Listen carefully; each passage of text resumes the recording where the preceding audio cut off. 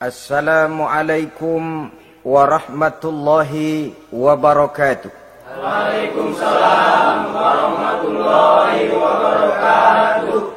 Bismillahirrahmanirrahim. Alhamdulillahi rabbil alamin.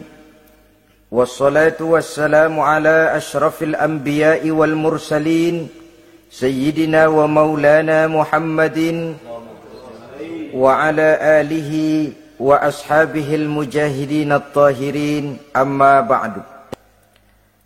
Saudara-saudara, kita maklum bahwa solat merupakan sarana yang paling efektif untuk mendekatkan manusia kepada Allah. Makin dekat manusia dengan Allah, makin tidak senang iblis dan setan. Karena itu segala macam cara mereka berusaha mengaduk-ngaduk solat kita. Dan sesungguhnya, jikalau kita mengerjakan solat, itu kan targetnya cuma dua. Pertama, agar solat kita itu sah. Yang kedua, agar solat kita itu qabul, yakni diterima oleh Allah. Kalau soal sah dan tidak, ukurannya gampang. Saya kalau ditanya orang, Pak, solat saya sah atau tidak? Saya bisa jawab. Saudara, solatnya syarat rukunnya cukup apa tidak? Cukup, sah. Itu kalau perkara sah. Tapi kalau sudah perkara qabul, Pak, solat saya diterima atau tidak oleh Allah? Ini saya tidak bisa jawab. Kenapa? Soal qabul mencakup masalah batin. Cuma ukuran logikanya, kalau syarat rukun cukup, insya Allah qabul. Saudara-saudara kaum muslimin rahimakumullah. Oleh karenanya, pada saat kita sholat, iblis, setan datang dari segala macam penjuru supaya kita kehilangan rasa khusyuk. Apalagi kalau kita jadi imam yang gerak kita, bacaan kita dilihat, didengar, disaksikan oleh orang banyak. Digodanya gerakan kita, dibolak-baliknya hati kita, supaya di dalam sholat itu banyak yang kita ingat, hal-hal yang tidak ada hubungannya dengan sholat. Kadang-kadang belum sholat kita ribut nyari pulpen, nggak ketemu, begitu takbir ingat pulpen di atas lemari. Mulai goncang lagi niat kita sholat. Kadang-kadang kalau hati tidak bisa dipermainkan, iblis berbisik lagi. Gerakan kita dalam sholat tidak mencerminkan kekhusyuan. Kalau gerak juga ternyata masih bisa khusyuk. Bacaan kita dibuatnya kita seperti dikejar-kejar waktu. Sholat isya misalnya, dengan cara kilat khusus, super singkat. Saya katakan tadi, apalagi kalau kita jadi imam, iblis mudah mendatangkan penyakit riya. Karena mengimami orang banyak, lalu supaya dikira alim, dibuatlah sholatnya itu mantep-mantep. Surahnya dicari yang panjang-panjang, paling pendek sabihis sama wadduha. Tapi kalau sudah sholat sendirian, cukup inna a'toinakal kautsar sama kul huwallahu ahad.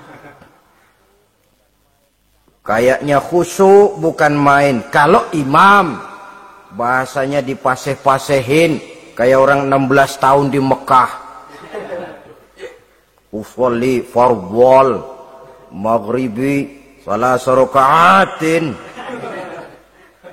Saudara-saudara kaum muslimin yang berbahagia, oleh karena solat merupakan sarana yang paling efektif untuk mendekatkan diri dengan Allah, maka orang yang khusyuk di dalam solatnya merupakan musuh utama daripada iblis. Sekarang bagaimana bisa khusyuk caranya? Kalau khusyuk 100%, rasa-rasanya sulit. Untuk sampai ke arah sana orang memerlukan tahapan. Kepada Imam Ali karramallahu wajhah, baginda Nabi pernah memberikan satu tes. Ali, saya ya Rasul, kalau kau bisa sholat 2 rakaat saja dengan khusyuk, aku kasih hadiah sorban. Baik ya Rasul. Sembahyang Imam Ali. 2 rakaat. Selesai sholat, assalamualaikum, wassalamualaikum. Rasul bertanya, yang mana sorbannya li? Tanpa nengok, Imam Ali menjawab, yang hijau ya Rasul. Setelah menjawab yang hijau, Rasul berkata, kamu tidak khusyuk li. Kenapa? Soalnya tadi waktu sembahyang mikirin, nanti kalau ditawarin sorban pilih yang hijau aja ah. Sehingga begitu ditanya, refleks menjawab, yang mana li? Yang hijau saja ya Rasul. Oleh karena itu, menurut Al-Imam Nawawi, pada tingkatan yang paling sederhana, sudah sampai ke tingkat khusyuk, asal pada waktu takbiratul ihram ingat kepada Allah. Tapi jangan lupa, itu tangga pertama. Jangan ada fatwa begini lalu aman.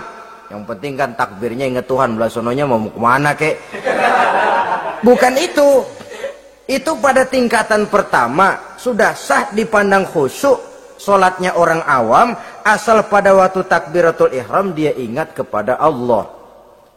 Tetapi harus terus berusaha agar sepanjang solat dia ingat kepada Allah.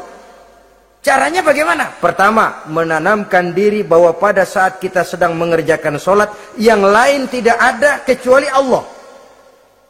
Yang kedua, berusaha memahami apa yang kita baca. Sehingga pada saat kita sujud, subhana rabbiyal a'la wa bihamdi, terbayang kemahasucian Allah, kemahatinggian Allah. Sehingga hati tidak mengembara, mulut berucap, hati mengikuti apa yang diucapkan. Yang kadang-kadang membuat hati kita jalan-jalan, badan di masjid, badan takbir, badan ruku, tapi hati di pasar, hati di kantor, hati di pabrik. Karena yang kita ucapkan tidak berakar di hati. Yang kita baca kita nggak tahu artinya. Sangat boleh jadi hati lalu mengembara kemana-mana. Jadi untuk menopang kekhusyuan ini, cara yang paling efektif, pertama, tidak ada yang lain pada waktu kita sholat kecuali Allah. Yang kedua, berusaha memahami apa yang kita baca.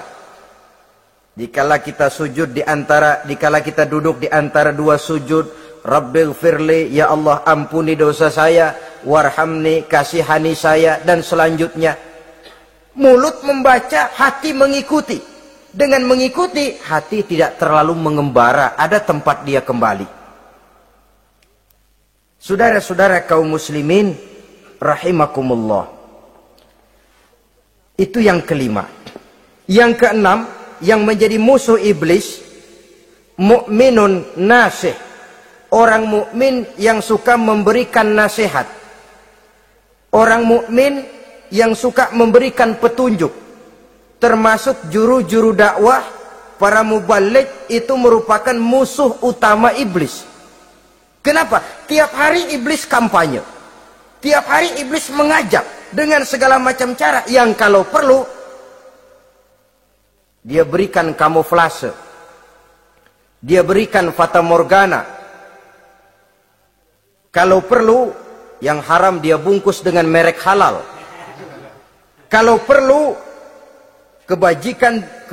kejahatan dia bungkus dengan baju kebajikan. Istilahnya racun diberi merek madu. Dan itu wajar. Cuma kita tentu harus punya filter, daya saring positif agar tidak salah pilih. Karena iblis ini pintar betul. Kalau kita khusyuk dalam sholat, dia tanamkan kepada kita misalnya seperti tadi itu.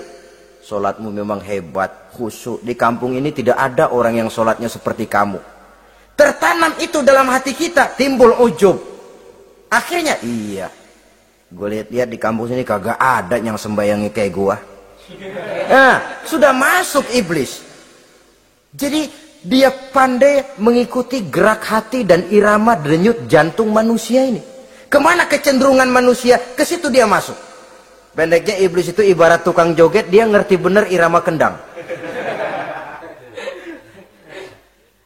Saudara-saudara kaum muslimin rahimakumullah. Termasuk juru-juru dakwah, para mubaligh, orang yang suka memberikan nasihat ini. Mereka memberikan filter kepada umat, kepada jamaah, jangan sampai salah pilih. Dan iblis menyesatkan kita supaya kita salah pilih. Satu contoh ringan. Kalau di depan saudara ada 2 buah gelas, yang segelas isinya jamu, yang segelas sirup. Kira-kira saudara minum yang mana? Jamu. Jamu apa sirup? Jamu.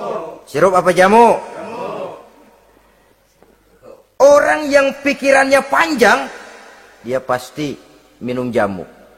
Pahit memang, getir memang, tapi besok badan sehat, tenaga kuat, gairah kerja ada, kreativitas timbul, semangat menghadapi kehidupan tumbuh.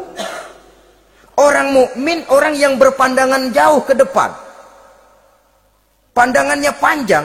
Panjang kemana? Tidak cuma ke dunia, sampai juga dia memandang ke alam barzakh, ke akhirat. Sholat itu jamu, pahit. Ngaji, hadir di majelis taklim, itu jamu, pahit. Sedekah, jamu, pahit. Mengeluarkan uang untuk kepentingan orang lain, enak aja minta sumbangan, datang-datang yang nyari peres keringat banding tulang gue, lu datang-datang mau minta. Yang enak ngumpulin harta, lalu bakhil bin pelit alias medit. Itu jamu. Saudara hadirin yang saya muliakan, sedekah jamu, pahit. Puasa jamu, pahit. Jihad jamu, pahit. Tapi nanti begitu kita meninggalkan dunia, masuk ke alam barzakh, apalagi pindah ke akhirat, baru terasa, aduh, nikmatnya dulu kemarin itu minum jamu, sekarang badan sehat, tenaga kuat, kerja semangat.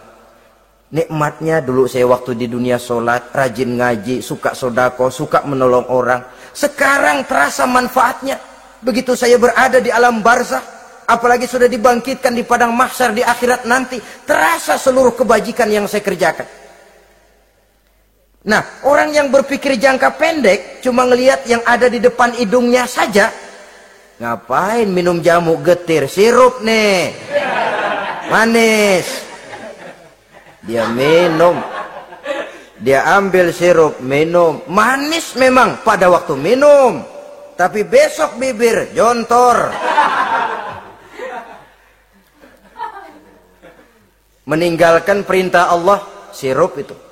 Manis. Tidak sholat, manis. Tidak bayar zakat, sirup, manis. Tidak mau puasa, sirup, manis. Manis sekarang. Tapi nanti besok begitu masuk ke alam barzakh, begitu dibangkitkan di padang mahsyar di akhirat nanti, merintih kita menahan penyesalan yang sudah tidak ada artinya lagi. Sampai-sampai penduduk mahsyar itu ada yang berkata, diceritakan dalam Quran, ya laitani kuntu turaba. Wahai celaka, kenapa kita nggak jadi tanah saja? Menyesali kejadiannya. Andai kata mereka bisa kembali ke hidup di dunia lagi, mereka akan minta kejadian yang kedua untuk berbuat baik. Tapi tentu sudah penyesalan yang tidak ada gunanya lagi. Maka saudara-saudara, emang cuman jalan duluan kecebur di sumur yang nyesel duluan. Ada orang jalan, yang paling depan kecebur di sumur, itu tuh, gue nyesel duluan katanya. Nyesel duluan, yang lain mesti nyeselnya belakangan. Saudara hadirin yang saya muliakan, nah, orang yang suka memberikan nasihat kepada orang lain dimusuhi iblis. Kenapa? Tentu nasihat yang membawa kebaikan. Iblis nggak senang betul itu. Kita nasihatin teman, udah berhenti dah, jangan pada mabuk lagi. Iblis gergetan bener. Ini orang dilarang lagi. Kita nasihati teman, udah jangan masang-masang lagi dah, nggak bakalan kena, dikebohongin. Nggak ada orang jadi kaya masang judi, bangkrut malah loh. Ini kan termasuk tipu daya iblis, judi dinamain sumbangan. Itu sama saja itu, madu, racun mereknya madu. Judi dinamain sumbangan. Kalau Kang Beca pada nyumbang. Kayak orang kaya lagunya.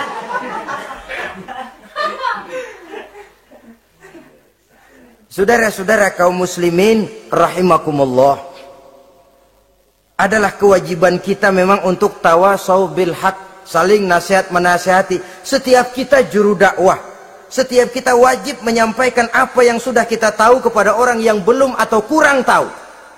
Saudara yang bisa bismillah wajib mendakwahkan bismillah itu kepada orang yang belum tahu bismillah. Saudara bisa Fatihah harus menyampaikan itu kepada orang yang belum bisa Fatihah. persetan dengan orang lain. Apalagi yang cuma kerjanya ngeritik saja, lu baru bisa Fatihah doang udah ngajar. Biar aja yang diajarin gak bisa Fatihah kok. Apa masalahnya pemerataan di bidang keilmuan? Sebab memang biasa penonton itu selalu lebih pandai menilai, kayaknya lebih pintar dari yang main. Sama saja orang nonton bola ngomel melulu, padahal dia sendiri belum tentu bisa main.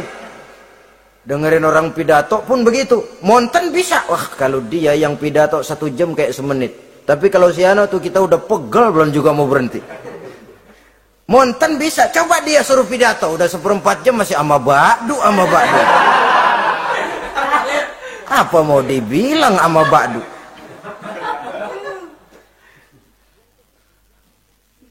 Yang ketujuh, yang menjadi musuhnya iblis, taibun sabitun ala taubatihi, orang yang bertaubat dan tetap di atas taubatnya. Secara jujur, tidak ada manusia yang tidak punya salah. Dan orang yang baik memang bukan orang yang tidak punya salah.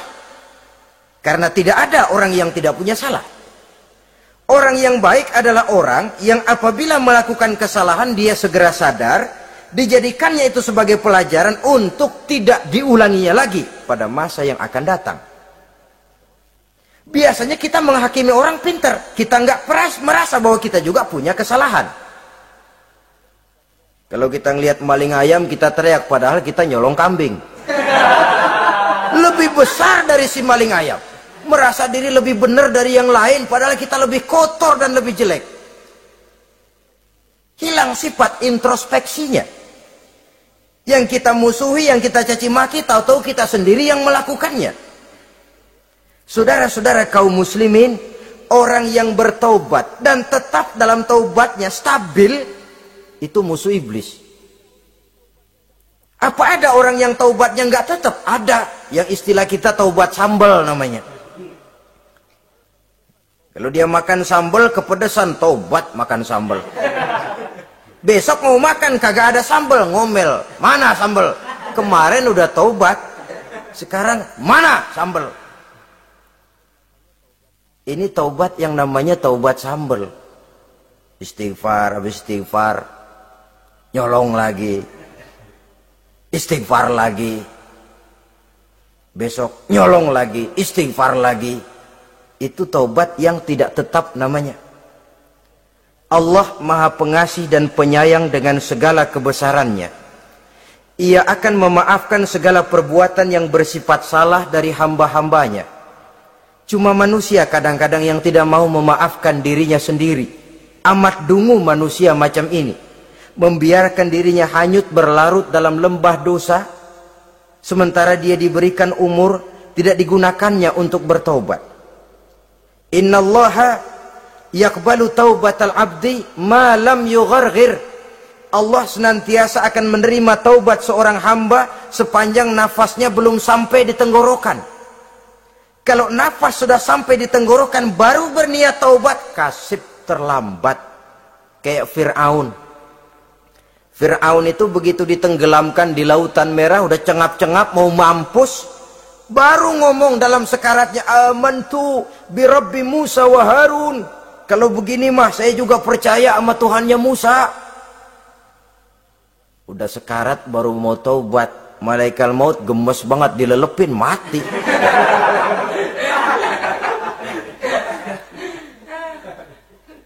Nah, kepada adik-adik remaja, biasanya kalau sudah bicara taubat, pikiran kita, taubat mah urusan 70 tahun ke atas. Kita masih lama ini. Sebenarnya tidak. Masalah taubat adalah masalah salah dan dosa. Masalah salah dan dosa adalah masalah manusia. Sejak dia akil balik sampai ajal datang merenggut nyawa. Hidup ini tidak selalu berjalan mulus. Hidup ini tidak selalu berjalan di atas kertas putih. Kadang kita tersilap, kadang kita tersalah. Kadang situasi dan kondisi menyebabkan kita berbuat lain dari yang seharusnya. Itu kehidupan. Silih berganti. Oleh karenanya pesan Nabi, wa atbi'i sayyi'atal hasanah, perbuatan salah ikuti dengan kebajikan, dosa iringi dengan taubat. Jangan nunggu, saya untuk taubat takut nanti bikin lagi. Nah, ini namanya punya harapan mau bikin lagi. Nanti aja dah kalau tua-tuaan. Saudara, kalau dosa itu ditumpuk, itu sama saja kotoran yang menodai hati. Kalau kotoran gak rajin kita bersihin, dia akan berkarat. Dan kalau sudah berkarat, sudah sulit untuk dibersihkan. Itu makna ungkapan Imamul Ghazali, hati manusia sebening kaca. Lapisan dosa yang dia kerjakan adalah debu yang menutupi jernihnya kaca. Orang yang bersih dari dosa, dekat dengan Allah, hatinya jernih seperti kaca. Dari hati yang jernih, radarnya kontak kepada Allah. Sinyalnya nyambung channelnya itu. Getarannya hebat. Wajar kalau lalu dia bisa tahu apa yang besok akan terjadi. Diberitahu oleh Allah. Yang namanya ilmu laduni itu. Ilmu yang ditransfer langsung oleh Allah. Karena kebersihan hatinya. Mana ada orang gak belajar bisa pinter. Iya, kalau hatinya butek emang gak ada. Tapi kalau Allah mau berberangkat dari hati yang bersih, yang kontaknya nyambung kepada Allah, hati itu seperti kaca, kata Imam Ghazali. Dosa yang kita lakukan adalah debu. Kalau debu sedikit datang kita lap, datang lagi kita bersihin, datang lagi kita bersihin, insya Allah nggak sampai jadi noda di atas kaca itu.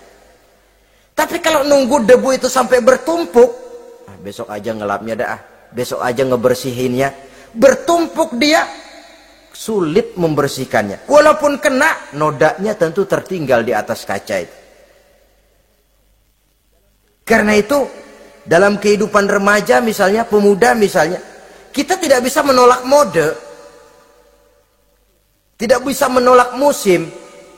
Modenya disco, modenya breakdance, modenya joget, modenya jaipongan, mode. Pada waktunya habis, ya habis.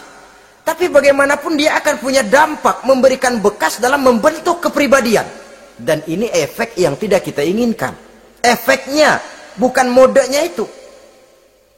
Jadi oleh karenanya, saudara-saudara, masalah taubat bukan masalah 70 tahun ke atas. Tapi masalah manusia, sejak dia akil balik sampai ajal datang merenggut nyawa. Sepanjang nafas belum sampai di kerongkongan, Allah akan menerima taubat seorang hamba. Bahkan dalam hadis qudsi Allah menyatakan, "Lau amiltumul khotoya hatta mala'atis sama, thumma nadimtum, fataballahu alaikum."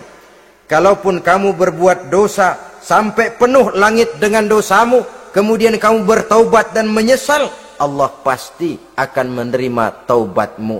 Jadi orang yang taubat dengan sebenarnya dan tetap dalam taubatnya, itu musuh iblis. Tapi orang yang taubatnya angin-anginan, iblis demen banget. Hari sembahyang, besok mabok, besoknya lagi nyolong, besoknya lagi zina, besok taubat lagi. Kata iblis, surak, iya lo gocet dah Tuhan.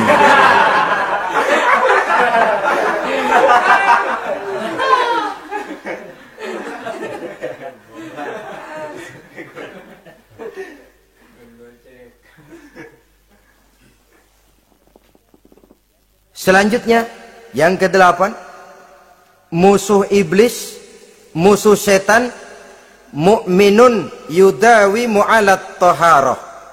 Orang mukmin yang membiasakan diri selalu dalam keadaan bersuci. Baik dari hadas kecil, lebih-lebih dari hadas besar. Wudu utamanya memang untuk sholat. Tapi membiasakan wudhu dalam kehidupan sangat baik sekali. Mau ke kantor, wudhu dulu. Mau ke pasar, wudhu dulu. Mau ngajar, wudhu dulu. Apa sebabnya? Karena dalam keadaan suci, orang ada sikap memelihara kesuciannya. Kalau kita naik PPD pagi-pagi gelantungan, kalau punya wudhu, hati-hati kesenggol perempuan juga sayang sama wudhu. Tapi kalau nggak punya wudhu, jangan kesenggol, kita nyeruduk. Ada semacam sikap apik di dalam kehidupan ini. Karena itu biasakan wudhu. Untuk menjaga kebersihan diri, kebersihan zahir, kebersihan batin, belum lagi kemanfaatan di akhirat. Sebab kata Nabi, inna ummati ya'tuna yaumal qiyamah ghurran muhajjalin min asaril wudu. Umatku di akhirat nanti akan datang menghadap Allah dengan muka berseri-seri, bersinar-sinar dari sebab sering wudu.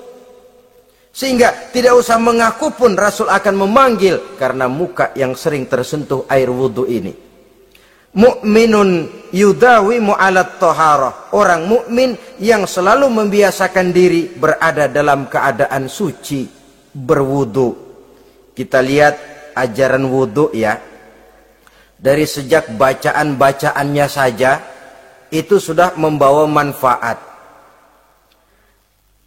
Lalu dari segi bahwa kita manusia sering tersilap melakukan dosa-dosa kecil. Dosa-dosa kecil itu oleh air wudhu dia rontok. Tangan kita suka colak-colek pada saat membasuh dua tangan. Allahumma inni as'alukal yumna wal barakah wa a'udzubika minasyu'mi wal halakah. Dosa yang ada di tangan itu rontok. Mata kita suka pelotot-pelotot, nggak karu-karuan pada saat membasuh muka. Nawaitu raf'al hadasil asghar. Dosa yang ada di mata rontok. Dari segi pembersihan batin. Belum lagi dari segi pembersihan zahir. Sehari semalam kalau 5 kali saja kita terkena air wudhu, itu sudah menjaga kesehatan dan kebersihan. Saudara-saudara kaum muslimin rahimakumullah. Yang ke-9, orang yang menjadi musuh iblis yaitu mutawarra'un anil haram. Orang yang memelihara diri dari yang diharamkan oleh Allah. Terpelihara dirinya, terpelihara yang dimakannya, yang diminumnya dari jenis-jenis yang haram, baik sedikit maupun banyak. Jangan cuma teriak haram waktu sedikit, tapi giliran banyak halal. Sama saja orang dikasih tahu, itu ada cerita anak-anak, Pak Haji punya anak main judi, dikasih tahu, Pak, anak bapak main judi, astagfirullah katanya. Tapi menang Pak, alhamdulillah.